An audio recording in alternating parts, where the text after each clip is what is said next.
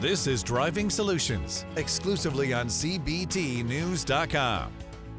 Hi everyone, Jim Fitzpatrick. Welcome to another edition of Driving Solutions, exclusively right here on the CBT Automotive Network. We all know that many dealers often leave money on the table with inaccurate appraisals, poorly priced vehicles, and ineffective digital marketing. But Cox Automotive knows a thing or two about what's working in today's times to help dealers drive greater ROI, no matter what the market conditions are. So today, I'd like to welcome Jade Terreberry, Senior Director of Strategic Development at Cox Automotive, Chrissy O'Hara, Vice President of Dealer Sales for Autotrader and Kelley Blue Book, and Bethany Johnson, Director of Strategic Planning with vAuto.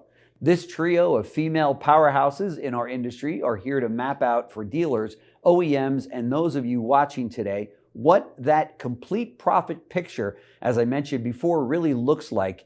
More importantly, what actions you should be taking in your business and marketing strategy based on what they see working across their over 25,000 dealer partners as we enter the second half of this year here in 2024. Welcome to the show, Jade, Chrissy, and Bethany. Thanks for having us. Sure. So, Chrissy, let me start with you. You've been with Cox over 20 years, and you don't look 20 years old, so you must have started when you were very young. So let's first help our audience understand exactly what the complete profit picture looks like, and why you, as well as Jade and Bethany, are feeling this is the right time right now to launch this and help dealers drive more profits to the bottom line. Yeah, and that's what this is really about, helping dealers. So the complete profit picture focuses on 4 key components: right car, right consumer, right price, and right strategy. Okay. The reason we think this is so important is that not only are we in a push market, but there's also other pressures. There's changing consumer behaviors, high interest rates, all of these things really impacting the business. And as a result, it's really important that a dealer looks at everything from acquisition to sale to make sure that they're not leaving money on the table. No question about it. Jade, how about you? Yeah, there's a shell game of revenue streams happening within our industry for our dealers, for our manufacturers. And so as our dealers think about how to connect with those consumers and all of the changes that are taking place within their business, they've got to start measuring all of those pieces separately. And that's where that complete purchase and complete view of their business starts to come together. Yeah, no question about it. So Bethany and Chrissy, do you think that there is a key to success as well? What are some of the ways dealers can get a clearer view on how exactly to get the right price and drive more profits?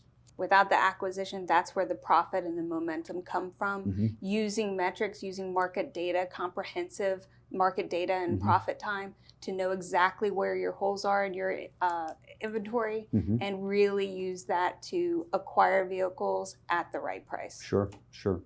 You know, Bethy, you're spot on. What I would add is that with the changes in consumer shopping behaviors, dealers have to adjust. They have to adjust to what they view their market and how they're going to attract those customers. So one example is the average customer tells us today that they're willing to travel up to 161 miles to purchase a vehicle. I mean, if we all think about it, it wasn't that long ago that was 50 miles, right? That's right. So that's a major change. So dealers have to adapt to the way consumers are shopping today.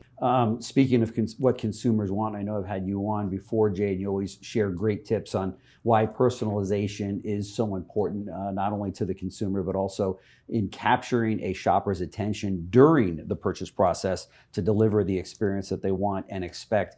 How does that all fit into putting together the complete profit picture? Yes, so the competitive landscape has completely changed, and consumer expectations have completely changed, which means that the process that dealers follow, the way they measure success, has to adapt to this new consumer behavior. One thing that we see is that consumers are fickle and they don't always have the same approach with all of the different dealers that they're reaching out to. That's right. And so there were days when a first click or a first in attribution model worked for our clients. However, what we see today is that consumer starts and they're spreading their contacts and their research across numerous dealers. And as they get lower down the funnel and as they get deeper in those connections and contacts that they're making with dealers, every one of those contacts is an opportunity for the dealer to win them and build trust, or to lose them altogether. Yeah. And so it's one of the areas when you think about this complete profit picture, not only is it important in the ownership cycle,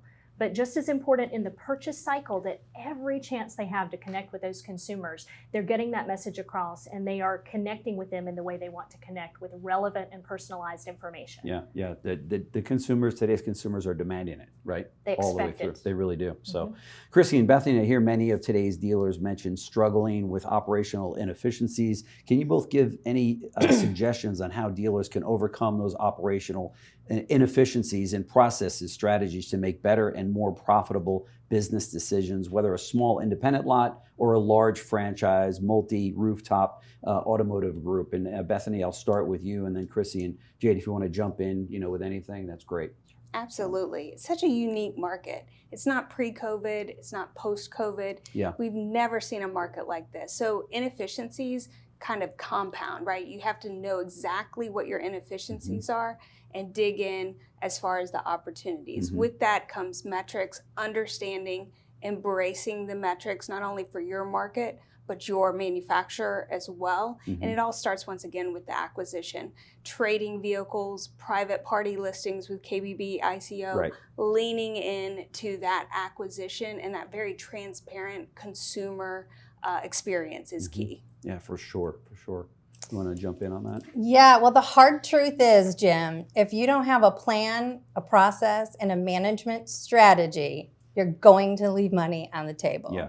And so, I would encourage dealers to, start first by looking at their vAuto Insights Daily, understand what their customers want.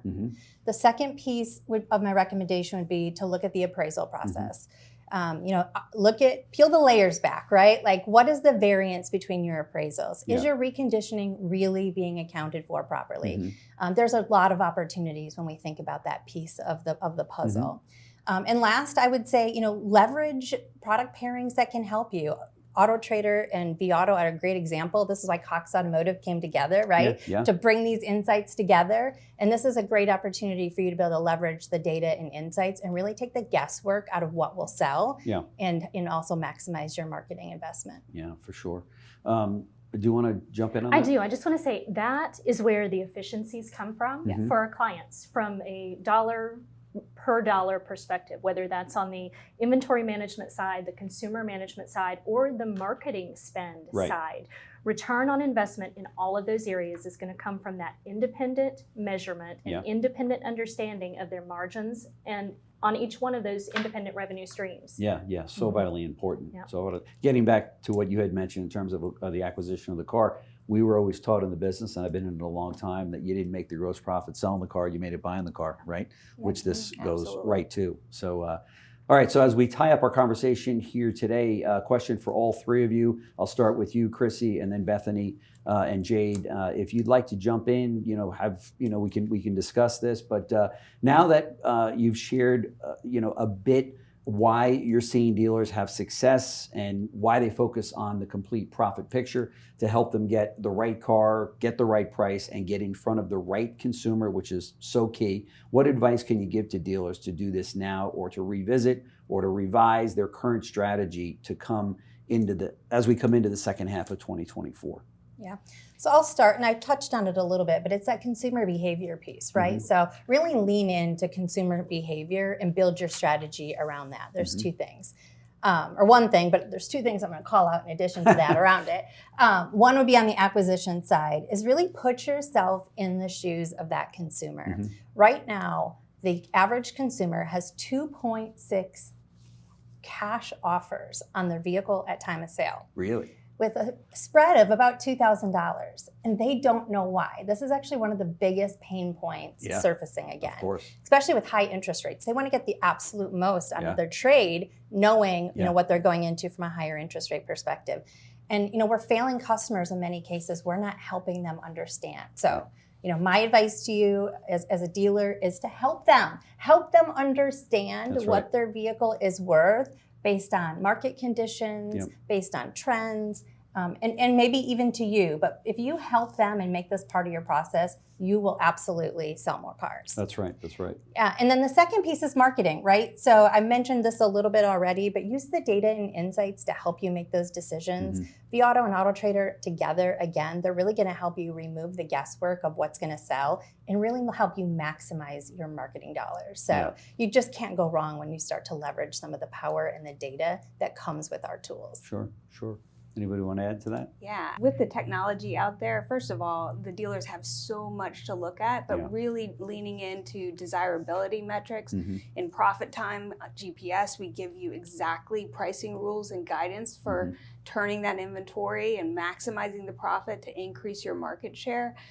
Absolutely, the transparency with the customer on their trade-in. That's huge. There's technology with that that customers and dealers love to talk about. And you can do that virtual walk around with your phone now. You could really be transparent with the customer on why their vehicle is worth X amount, why there's some adjustments, and really engage with them where they're at. That's right. And consumers always believe the technology before they believe some used car manager that goes, well, I think it's worth 20 grand. Okay, well, what was that based on? You know, but if you can actually show a consumer, like you're mentioning, to say, here are the facts and figures, this is how we arrived at this number, because that's an eye-opener for me. I mean, to have 2.6 offers with every consumer and have a $2,000 spread, that's not going to cut it today. Consumers want to be penny perfect on these numbers. Otherwise, you kind of, fuel that stereotype that they have of, dealers and car salespeople, right? Yeah. It was really interesting. In the recent stat, it went as high as 7. Like, I didn't even know you can actually get 7 cash offers. Like, that was surprising to me. But it just kind of explains, there's a lot of data out there for customers as well. It's, one of the things that is great, but it also sometimes presents challenges. And in this scenario, they don't understand the differences, and they really need someone to wrap their arms around them and help them understand why their vehicle is what it's worth. That's right. And again, like I said, if you put this in your store as a process and really take the time to spend with the customer here, you can definitely win. No question. Jade, what's your take on that? Yeah, I'll just say that's precisely one of the reasons when you think about how many consumers are putting in and looking and seeking out this information from so many dealers as they're starting through the process. Used to only be, how are they going to find the car they wanted to purchase? Was it the best price on the car? Was it within the mileage in which they were willing to drive to get the vehicle? And now it's so much bigger than that. It's researching the financing and the peace of mind and the warranty and the trade valuation. And so I will sum it all up by saying our dealers have to recognize that what happens on their virtual lot, anywhere in internet world that the consumer can interact with their brand or their inventory, that is the most direct indicator of what's getting ready to happen on their physical lot. And so they have to be ready to meet those consumers where they are and then use the great data and insights that they have to justify their price. If their price is higher because it's less mileage and it has a better vehicle history report than the competitive set, it is their job to educate that consumer because the consumers don't know. And it's the dealers that are going to take the extra step in communication and quality of content with how they're responding to their consumers that are going to continue to push them through the funnel. And they're going to earn that sale. And in turn, in most cases, they'll likely earn that fixed operations business as well. And that's the key. The lifetime value. Yeah, there's no question about it. You guys have it covered at Cox Automotive, that's for sure. Before we close out, because you're talking to thousands of dealers and general managers and fixed ops directors, and now you've got their attention. They want to learn more. What's the next step? Dealers, we are getting ready to release a new audio and video series called The Complete Profit Picture, featuring Chrissy and Bethany, and I will be your host for parts of that as well. So you can visit us at www.coxautoinc.com/thecompleteprofitpicture, and that'll be released soon. We've made it even easier for you. There's a link right below the video that you're watching so that it'll take you right there. So Jade Terreberry, Senior Director of Strategic Development at Cox Automotive, Chrissy O'Hara, who is the Vice President of Dealer Sales for Autotrader and Kelley Blue Book, and Bethany Johnson, Director of Strategic Planning with vAuto. Thank you so much for joining us today. Who's back at Cox Automotive running the shop? Because we have you all right here. So thank you so much for joining me. Really appreciate it. Thank you. Thanks. Thanks for watching Driving Solutions, exclusively on CBTNews.com.